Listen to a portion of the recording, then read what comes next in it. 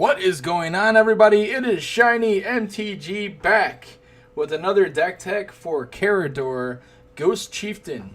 This deck is a lot of fun. It can be extremely competitive, of course, depending on how it's built. I would say this is not the best highly competitive built deck, but it does have some pretty sweet cards in it.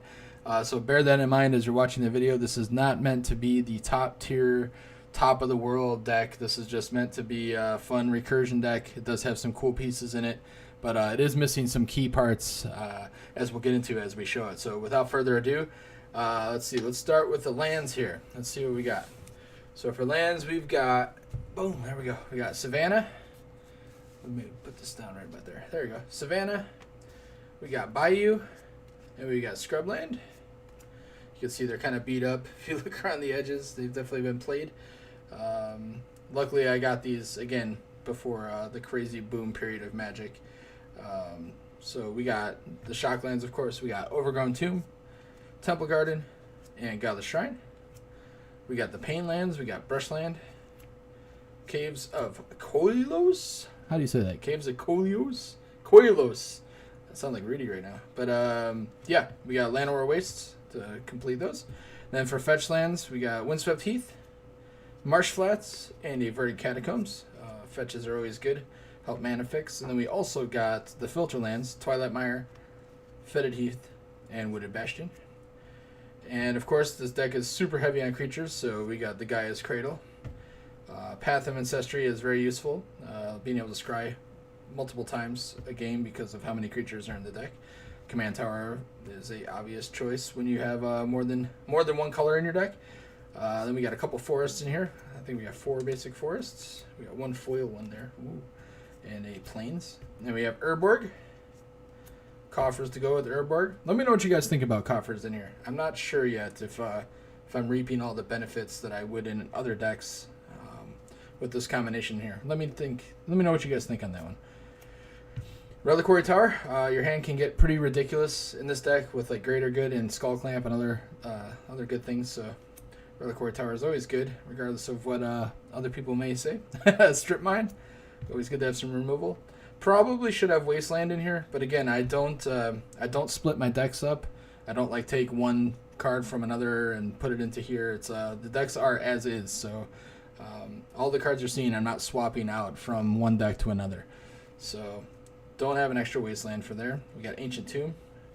Then we get into the fun Arabian Nights part of the lands here. We got City of Brass, beautiful. We got Bazaar of Baghdad. Yes, I got this before the Insane Spike as well. And then now we're kind of in the sacrifice area, which is really important for this deck. Being able to sacrifice, get cards in your graveyard. So Bazaar of Baghdad obviously is insane with this. Basically, it lets you draw 2, and then you discard 3. Normally, that could be a bad thing, depending on the deck, but in this deck, you want to fill your graveyard, make Karador cost less, and, also have things to recur, which you're going to see with our sorceries and enchantments and whatnot. Diamond Valley is an amazing sack outlet, lets you gain life back. Same thing, this is a Phyrexian Tower. Adds a colorless, plus you can tap it to sack a creature, add 2 black, really good. Marrying the Moaning Well, I think, is also a very good sack outlet. I don't think it gets enough love. The 3 mana is a little much, but getting that life is really important, especially when you're able to recur. And then High Market, of course, standard staple for sack outlets. To gain some life, we'll move these aside. Let me know what you guys think of the lands there. What do you think? Artifacts, creatures. Let's go creatures. I'm going to go creatures. All right, before I get beat up in the comments, yes, there is a card in here that just recently got banned, unfortunately, but at the same time I understood it. But I figured, why would I not play this card? I'll save that one for, I'll just give you guys a little hint of what it could be. Oh, but we got, to start it off, Asirasir. Great sack outlets. Again, you want to protect creatures as much as you can in Karador, because people have so many exile effects nowadays. It seems like every year Commander gets more and more focused on exiling things, which is of course smart. But yeah, you need ways to protect your creatures. So yeah, Asirasir is really good at that. Pride Mage is super versatile, really good. Safi is definitely this is definitely one of those competitive type of cards where you can do a bunch of recursions and like almost combo out with it, being able to get a bunch of other creatures that you'll see in here. But Safi can get really gross. Hermit Druid's another one of those cards. You can fill your graveyard very fast. Turn 1, turn 2 Hermit Druid, and be able to use that ability. And then, depending on how it goes, you could just be digging for days and get your graveyard full really quick. I mean, this deck is definitely one of those decks where if someone just bazooka bogs you, or find the rest in peace, or finds another way to get rid of your graveyard, well then you're kind of wrecked. That's definitely a feast or famine style of this deck. Is you're hoping that you can get there before they get rid of your graveyard. But definitely a fun deck. Eternal Witness, love this card. Don't care what anyone says.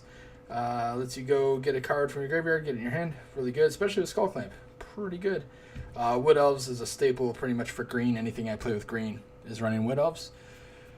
Being able to go search out any land, any forest, it's really huge. Playcrafter is freaking awesome. Definitely basically the new Fleshbag Marauder, except for better. And whatever the other one is, I forgot the name of it, but the other Fleshbag Marauder card.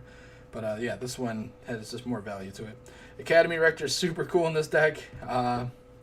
Yes, you do remove from the game, so you don't get that effect if you have to let you go get any enchantment. And usually I will get Greater Good because that card is just so bonkers in this deck. There's other choices too, but Academy Rector is super versatile, really, really good card because you don't have to do that ability, but obviously most of the time you're going to try to. And I know I say obviously a lot. Disciple Bolas is sadly not foil in this deck. Again, I don't swap cards, so I just don't have an extra foil Disciple yet. That will be rectified one day. Sad Robot, really good, obviously. I said it again. Oracle of Moldiah, really good for getting basically helping you ramp. Just letting you dig through your deck a little more. Just really solid commander card. I'm actually really surprised that hasn't seen a reprint in something yet. I'm sure it's coming. But the last time I looked, I think like a regular one was like $35 or $40, which is just, it's nuts to me. But we got Archon of Justice, good at again exiling permanent from the game. Revlark is one of those things with I think it's with Safi, like Revlark. Wait, something like that. I know you get the other white creature, the Karmic Guide, and you just do stupid things. But Revlark helps you with Karmic Guide stuff too. Shriek Maw, good removal. Acidic Slime, really good toolbox card. Karmic Guide is just really dumb in this deck with not having to pay for Echo. Then you need to go to your graveyard and then Karador, and you can play it again and then get I don't know, Sun Titan back into play and then get something else into play. You can start chaining things. Pretty cool. Sun Titan just speaks for itself. Really solid card in this deck. Kakusho is definitely one of the ways to kill people in this deck. Being able to continually get Kakusho, drain people, get your life back. Wormcoil Engine's fun. I'm not sure that it...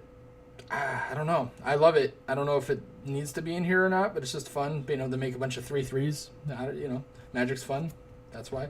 Yosei makes the Magic not fun. This card is...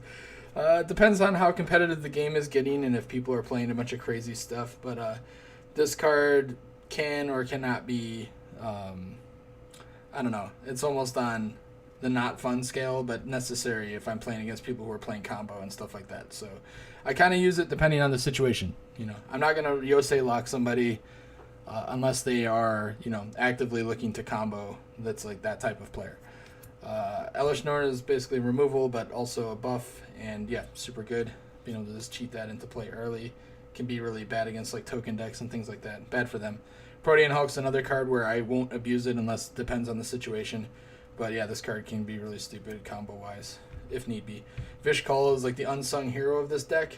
I think a super underrated card. Vishkal is just unbelievable. Being able to stack things, being able to it has the lifelink, plus being able to remove the counters and get rid of things, and it's just such a powerhouse in this deck. Avengers Zendikar, another card. If you played Commander, this card is just super good. Shieldred is another good one where I'm putting pressure on the opponent, making them sack stuff, plus I'm letting stuff come back from the graveyard into play every turn. It's really strong. I don't have many tutors in the deck. Again, I don't have extra demonic or vampiric tutors, so they are not in here. So I need to find other ways. Runescar Demon is one of them. Really good at letting me find stuff. Ashton Ryder is another unsung hero, just unbelievably good in this deck. Once you start being able to get that in every turn with like Greater Good or something, it just gets really stupid. Vorinclex is another one of those cards that just Generally not a fun card, but necessary depending on the play group. And the play group I'm in is fairly competitive. It's not like balls to the walls competitive, but they're pretty good decks. Like not like top tier, but pretty good. So Vorinclex, like they play Vorinclex. We'll just say that. So I need to also have Vorinclex. We got Avacyn. Avacyn, awesome angel, makes my stuff indestructible. Terrastodon, everybody's favorite freaking trample elephant that doesn't have trample. It's ridiculous. How does Terrastodon not have trample? But it's okay. 9/9 destroys 3 things. What is it? 9 creatures. Yeah. Most people, yeah, they target lands. I try not to target lands unless, again, they're really good lands. But usually I'm trying to go for good stuff, not just knock somebody out of the game. Razaketh is really good in this deck, being able to sack a dude, and again, need abilities to tutor. Void Winnower. What do you guys think of this card? I'm not sure if it should be in here or not. I don't know. This is just kind of in here. I'm not sure.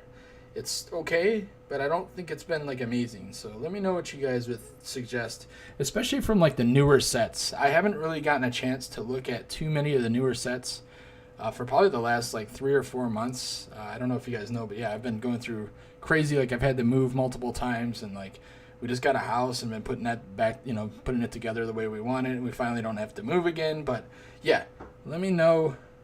I don't know if this card should make it or not. And this card is now banned, so it's out of here. But it was in here. Super dickbag card, but, again, depending on the situation. I would not play this against someone playing monocolors. There's usually, multiple people have blue in their decks. So I would usually try to say blue, just try to stop the counter spells and stuff like that. But, yeah, Iona is out. No longer a thing, so let me know what replaces Iona, guys. Tell me. Yeah, it's a nice shiny Iona that's worth jack, and it happens. It happens both ways. Sometimes you get lucky with the foil prices, and other times you get wrecked. Just it's part of the game, right? So yeah, let me know what you guys think I should take, or what I should put in for Iona. I'm interested to hear what you guys think about that. So we're gonna put these out to the side over here, and last but not least, let's go to the artifacts, enchantments, all that good stuff. So we got Mana Crypt, of course. I went pretty ham with Mana Crypts back in the day. I have quite a few of these promo ones. Just such a good card. There aren't too many cards I'm going to get a bunch of, but I feel like you can't have enough Mana Crypts. So we got Mana Crypt, we got Soul Ring, of course. Skull Clamp, an all-star in this deck. Clamping anything, and then, yeah, tossing it in the graveyard. Top is pretty good in this deck. Lets you manipulate the top a little bit, and, this is one of those cards I'm not 100% on too. It's pretty good in here, but I feel like it might be better in other decks. Panharmonicon is one of those decks one of the cards I thought was going to be absolutely insane in this deck. For some reason, I don't know. It might just be a stroke of bad luck on my part with not getting it enough into play or something. But I feel like I just haven't benefited a lot off of this. Maybe it's almost like it's almost like too much or something. I don't know how to explain it, but let me know. Let me know what you guys think of Panharmonicon in this deck. If it's just a bomb and I just haven't been getting lucky drawing it or something. I just feel like when I have had it, it hasn't really made the difference. I feel like I've already... I don't know. Birthing Pod's awesome. Enough said. Sack a creature. That's sorcery speed, unfortunately, but sack a creature. And, yeah, go search for something else, put it into play. As you saw, the casting costs were a little skewed. Like, I only have one casting cost. Like one guy that's one casting cost, but for the most part, you can kind of go through a line. It's not terrible. We got Sylvan Library. It's a staple. Any green deck runs that. Animate Dead, of course, to cheat something into play. Super good.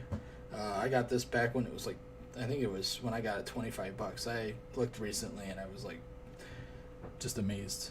Beta cards and alpha cards have gone insane. I liked it because it was black bordered and I needed it for Geth way back in the day. So. Yeah, Animate Dead, beautiful. Survival of the Fittest, one of these cards that I can't believe is still kind of as cheap as it is. Man, yeah, Survival is super good. It's amazing in this deck, one of the best cards in here. Basically, choose, discard a creature card in your hand, and put it in the graveyard, and then you get to go get any creature you want. It's pretty good for Karador. Aura Shards is another all-star. Basically, whenever a creature comes into play, you can destroy an artifact or an enchantment, as you know in Commander. you have a lot of targets for that. So yeah, Aura Shards is definitely it's gross when it gets going. Journey is one of these cards that definitely helps you. You can keep kind of recurring it over and over again depending on how you use it. Necromancy, another animate that type of card. We got Greater Good, one of the best cards in the deck.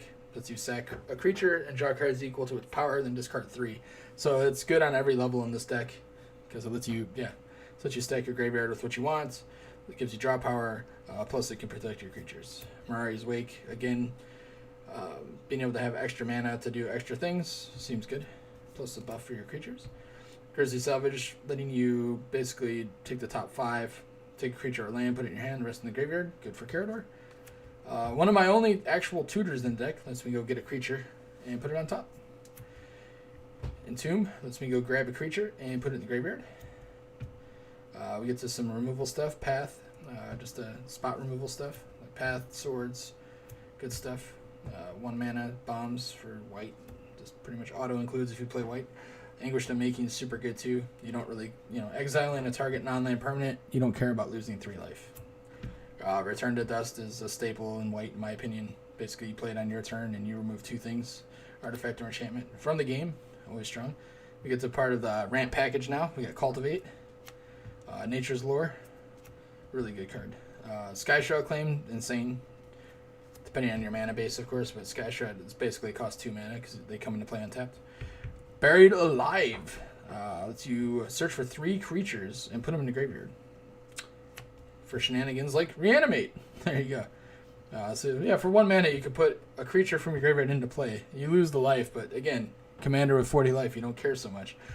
Victimize is, I feel like this card's just gravely underrated. So good, so many times. But yeah, the cards come into play tapped, but it doesn't matter because generally the ETBs outweigh the tapped part of it. Burial Rites is good. You get to do it twice. Here's another one of my tutors. Basically, sack a creature and then get to go get anything I want. And then we get to the board wipe aspect of things, or Wrath of God, Damnation. And then last but not least, we got Toxic Deluge to help remove all the stuff you can't target. The things like Sigarda and the other random things that are hard to get rid of, Narset and I don't know, a bunch of stuff like that. But yeah, there you go, guys. That is Karador, my Karador deck currently. I would like to hear your guys' opinions on what you think should change outside of Iona. Of course, let me know that. But yeah, like if Void Winnower is good enough, or if it should be out of here for something better. If you guys think I should be running some Planeswalkers. Again, always looking for advice, always looking for better ways to improve the deck without making it too ham. I mean, it's already pretty good, like you saw. There's a bunch of strong cards in here, but yeah, let me know what you guys think. And yeah, I look forward to showing the next deck tech. It should be coming out next week. Again, now that I'm kind of situated now, the office is coming together here. It's almost a studio now. Got some lighting, got some, all the good stuff you should have. But it's not quite ready yet, but we're almost there. But thank you guys for your patience for waiting for these videos. I know it's been almost 6 months since the Dragon one. I absolutely will be bringing out more content on a more consistent basis going forward, whether it's deck techs or even like some Let's Plays and some Mario Maker 2 and a bunch of random stuff is coming. So again, thanks for you guys for your support, and I will see you guys soon. Peace.